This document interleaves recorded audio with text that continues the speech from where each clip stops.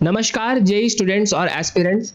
जैसा कि आपको पता है जेई मेंस के पांचों दिन के 10 शिफ्ट्स कंडक्ट किए जा चुके हैं अप्रैल वाले भी। ठीक है, जनवरी अप्रैल दोनों सेशंस कंप्लीट हो चुका है और 8 तारीख को हम लोग का हो गया था कंप्लीट और 20 तारीख को सर्कुलर भी आ गया है कि 20 अप्रैल 2026 को हम लोग का रिजल्ट आएगा। ठीक है, जेई मेंस का रिजल्ट आएगा।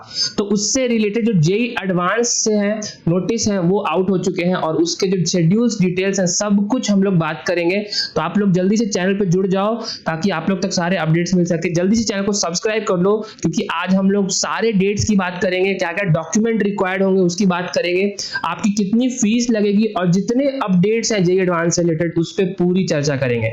तो आप लोग का स्वागत है आपके अपने चैनल वर्क लाइफ पर। हम लोग स्टार्ट करेंगे द वेरी फर्स्ट पॉइंट, आप लोग जल्दी से सब्सक्राइब कर लीजिए। ठीक है, तो पहला पॉइंट ये हम लोग का कि ऑफिशियल शेड्यूल क्या है। देखो वो पहले आ गया था कि अगर हम लोग का जो एग्जाम्स था जेई मेंस जो एग्जाम्स था वो वेबसाइट के अकॉर्डिंग हम लोग का 8 अप्रैल 2026 तक कंप्लीट कर दिया जा चुका है। ठीक है, और उसके बाद जो सेकंड पॉइंट आपको दिख रहा है रिजल्ट्स ऑफ जेई मेंस, तो ये रिजल्ट्स भी जैसे मैंने आपको बताया ये भी कल ही सर्कुलर आया, कुछ ही देर पहले आया है कि ये 20 अप्रैल 2026 तक रिजल्ट आ जाएगा। ठीक है, 20 तारीख तक रिजल्ट आ जाएगा। उसके बाद क्या है कि इससे पहले इसके बीच में अगर आप लोग यहाँ देखो तो online direct registration for foreign national candidate, जो फॉरेन नेशनल कैंडिडेट्स हैं उनका 2 दिन पहले यानी 6 अप्रैल को उनका स्टार्ट हो चुका है, रजिस्ट्रेशन ऑलरेडी उनका स्टार्ट हो चुका है। तो जेई एडवांस की जो प्रक्रिया है वो अब एक्शन में आ गई है, इसलिए ये वीडियो बनाना जरूरी था।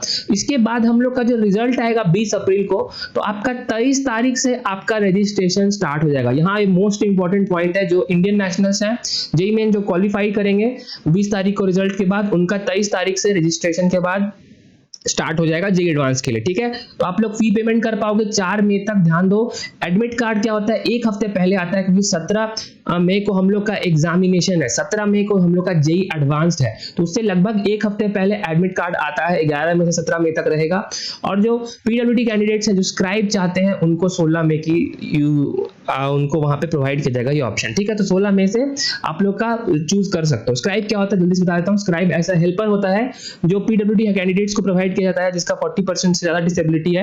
ठीक है, जो लेस देन और डिसेबिलिटी है जिनको लिखने में प्रॉब्लम होता है तो वो कुछ हेल्प नहीं करेगा, बस आपको ऑप्शंस मार्क कर देगा। ठीक है, ये था। इससे रिलेटेड 2-3 पॉइंट्स और जल्दी से देख लो। कॉपी ऑफ रिस्पॉन्सेज, आप जो रिस्पॉन्स शीट जिसे बोलते हैं 21 मई को आएगा। 25 मई को हम लोग का आंसर किया जाएगा प्रोविजनल, फिर इसको चैलेंज कर पाओगे। चैलेंजिंग के लिए अगेन 2 दिन दिया जाता है जस्ट लाइक जेई मेंस। 26 मई तक टाइम रहेगा। ऑनलाइन डिक्लेरेशन ऑफ रिजल्ट्स 1 जून को हम लोग का रिजल्ट्स आ जाएगा जेई एडवांस का। ठीक है, उसके बाद आप जोसा की जो काउंसलिंग स्टार्ट होती है, बहुत इंपॉर्टेंट पार्ट है, आपको कौन सा कॉलेज मिलेगा 2 जून से स्टार्ट होगा। और उसके बाद जो एएटी है आर्किटेक्चर एप्टीट्यूड टेस्ट, ये भी आप लोग दे सकते हो, तो इसका रिजल्ट आएगा जून 7 तक। तो ये पूरा डिस्कशन था अबाउट फुल ऑफिशियल शेड्यूल जो मैंने आपको पूरा क्लियर कर दिया। 23 तारीख से रजिस्ट्रेशन चालू होगा जेई एडवांस का, 17 मई को एग्जामिनेशन है। ठीक है, और हम लोग का रिजल्ट है कब 1 जून को 2026। ठीक है, फाइनल काउंसलिंग कब से स्टार्ट होगी? फाइनल काउंसलिंग स्टार्ट होगी 2 जून से 2026 है। ठीक है, समझ में आ गया? Full clear. अब देखो नेक्स्ट पार्ट में बात करते हैं फीस के बारे में। जल्दी से देख लो फीस के बारे में। ये देखो कि अगर आप इंडियन नेशनल्स हो, ठीक है, तो अगर आप फीमेल हो, एससी एसटी पीडब्ल्यूडी हो, तो आप लोगों को 1600 रुपए लगेंगे एग्जाम देने के। ऑल अदर कैंडिडेट्स को 3200 रुपए लगेंगे, मतलब जनरल इसमें आ गया। ठीक है, ये में जितने जो मेल कैंडिडेट्स हैं जो जनरल है, ईडब्ल्यूएस है, ओबीसी है, ठीक है, इनका क्या लगेगा? इनको लगेगा लगभग 3200 रुपया। ठीक है, तो ओसीआई पीआईओ कैंडिडेट्स मतलब जो फॉरेन नेशनल्स जो है उनका फीमेल और ओपन कैटेगरी में आप देख सकते हो 1600 3200 लगेगा।